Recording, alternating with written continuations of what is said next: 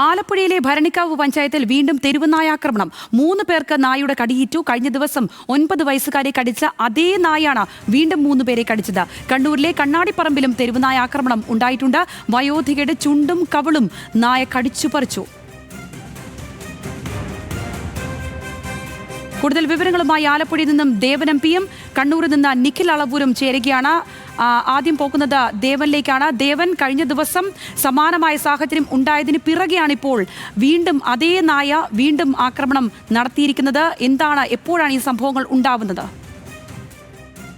സംഗീത, ഇന്ന് രാവിലെയാണ് ഇപ്പോൾ ആലപ്പുഴ ഭരണിക്കാവ് പഞ്ചായത്തിൽ ഈ തെരുവുനായയുടെ ഒരു ആക്രമണം ഉണ്ടാകുന്നത്. ഇതിൽ 3 പേർക്കാണ്, ഭരണിക്കാവ് സ്വദേശികളായിട്ടുള്ള 3 പേർക്കാണ് തെരുവുനായയുടെ കടിയേറ്റിട്ടുള്ളത്. കടുവിനകത്ത് മുരളീധരൻ ഉണ്ണിത്താൻ, ഒപ്പം ബിജുവിന്റെ ഭാര്യ അനിത, അങ്ങനെ 3 പേർക്കാണ് ഈ തെരുവുനായയുടെ ആക്രമണത്തിൽ അതിന്റെ പരിക്കേറ്റിരിക്കുന്നത്. ഈ തെരുവുനായ ആദ്യ സമയത്ത് ഈ വീടിന് മുന്നിലേക്ക് എത്തുകയും ബിജുവിനെ കടിക്കാനായി എത്തിയ സമയത്ത് അത് തടയാനായി എത്തിയപ്പോഴായിരുന്നു ഭാര്യ അനിതയ്ക്കും ഇത്തരത്തിൽ ഈ തെരുവുനായയുടെ കടിയേറ്റിരിക്കുന്നത്.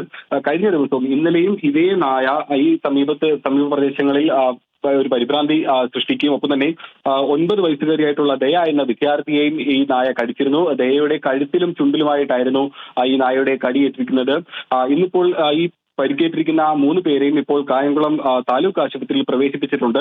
പിന്നീട് നാട്ടുകാർ നടത്തിയ പരിശോധനയിൽ ഈ നായയെ സമീപത്തുള്ള ഒരു പുരയിടത്തിൽ നിന്നും ചത്ത നിലയിൽ കണ്ടെത്തിയിട്ടുണ്ട്. ഇപ്പോൾ ഈ നായയുടെ മൃതദേഹം തിരുവല്ലയിലുള്ള ലാബിലേക്ക് അയച്ച് അതിന് പേവിഷബാധ അടക്കമുള്ള കാര്യങ്ങൾ ഉണ്ടോ എന്നുള്ള കാര്യത്തിൽ പരിശോധനയ്ക്ക് അയക്കുന്നുണ്ട്.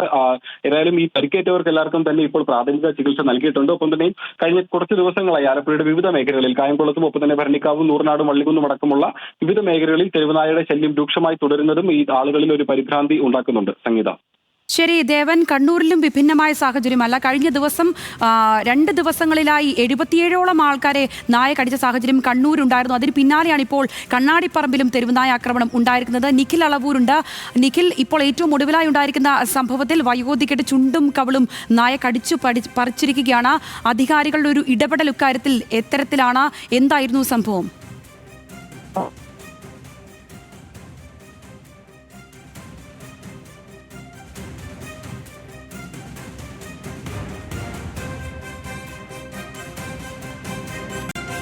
നിഖിൽ ഉണ്ട്. നിഖിൽ, ഈ എത്തരത്തിലാണ് ഈ സംഭവം ഉണ്ടാകുന്നത്? വയോധികയുടെ ചുണ്ടും കവിളും നായ കടിച്ചു പറിച്ചു എന്നുള്ള വിവരമാണ് കണ്ണൂരിൽ നിന്ന് വരുന്നത്.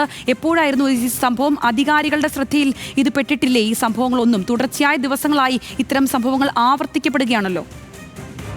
സംഗീത, ഏതായാലും കണ്ണാടിപ്പറമ്പിൽ ഇപ്പോൾ ഉച്ചയ്ക്ക് 12:30 ഇത്തരത്തിൽ വയോധികയ്ക്ക് നേരെ തെരുവുനായയുടെ ആക്രമണം ഉണ്ടായിരിക്കുന്നത്. 70കാരിയായ യശോദയ്ക്കാണ് തെരുവുനായ ആക്രമണത്തിൽ ഗുരുതരമായി പരിക്കേറ്റിരിക്കുന്നത്.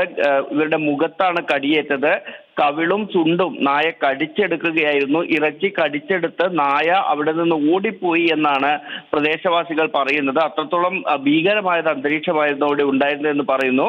ഈ പ്രായാധിക്യത്തെ തുടർന്ന് നിവർന്ന് നടക്കാനാവാത്ത ആളാണ് യശോദ. വീടിന് സമീപത്തു കൂടി ഇത്തരത്തിൽ ഇവർ നടന്നു പോകുമ്പോഴാണ് തെരുവുനായ ഇവരെ ആക്രമിക്കുന്നത്. ഏതായാലും പരിക്കേറ്റ യശോദയെ ഇപ്പോൾ പരിയാരം മെഡിക്കൽ കോളേജിലേക്ക് മാറ്റിയിട്ടുണ്ട്.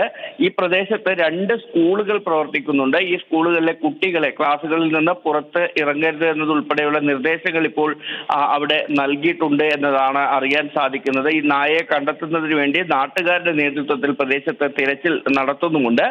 സംഗീത പറഞ്ഞതുപോലെ തന്നെ ഈ കണ്ണൂർ ജില്ലയിൽ വലിയ രീതിയിൽ തെരുവുനായ ആക്രമണം കഴിഞ്ഞ ദിവസങ്ങളിൽ രൂക്ഷമാകുന്ന ഒരു സാഹചര്യം ഉണ്ടായിരുന്നു. നഗരത്തിൽ തന്നെ 80-നടുത്ത ആളുകൾക്ക് അടുത്തടുത്ത 2 ദിവസങ്ങളിലായി കടിയേൽക്കുന്ന സാഹചര്യം ഉണ്ടായി. അതിന് പിന്നാലെ നഗരത്തിൽ ഈ തെരുവുനായകളെ പിടികൂടുന്നതും ഉൾപ്പെടെയുള്ള നടപടികളിലേക്ക് കടന്നിരുന്നു. അതേസമയം മറ്റ് സ്ഥലങ്ങളിലും ഈ പ്രശ്നം ഒരു പരിഹരിക്കപ്പെടാതെ കിടക്കുന്നു എന്നത് ജനങ്ങളെ വലിയ രീതിയിൽ ബുദ്ധിമുട്ടിലാക്കുന്നുണ്ട്. വലിയ ആശങ്കയായി അത് മാറുന്നുണ്ട്. നഗരത്തിലും ഇപ്പോഴും ഈ നായകളുടെ ശല്യം ഇപ്പോഴും തുടരുന്നു എന്നുള്ള സ്ഥിതി കൂടിയാണ് നിലവിലുള്ളത്. ശരി നിഖിൽ, എന്താണെങ്കിലും അത് കണ്ണൂരെയും ആലപ്പുഴയിലെയും മാത്രം കാര്യമല്ല.